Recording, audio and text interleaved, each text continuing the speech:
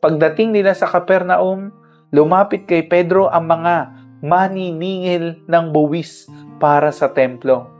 Nagbabayad ba ng buwis para sa templo ang inyong guro? Tanong nila. Opo, sagot ni Pedro.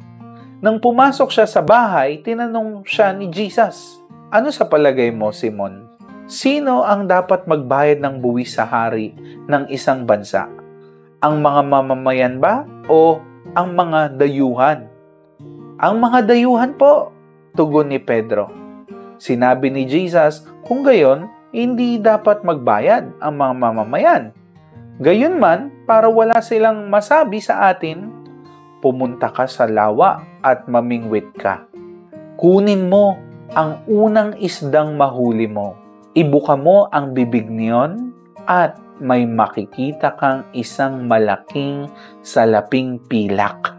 Kunin mo yon at ibayad mo para sa buwis nating dalawa. Kapatid, may kailangan ka rin bang bayaran? Buwis, mga due date, trust in Jesus. Sa pamimingwit ni Pedro, meron daw siyang mahuhuling isda na merong pilak sa bibig. Yun daw yung kunin pambayad. Jesus is miracle worker, mga kapatid. Kaya, same Jesus nakasama ng mga alagad. Ang Jesus nakasama natin ngayon. Ano ang kailangan bayaran? Magkano? Humingi ka, kumatok ka, humanap tayo po sa Panginoon. Napakayaman ng Panginoon.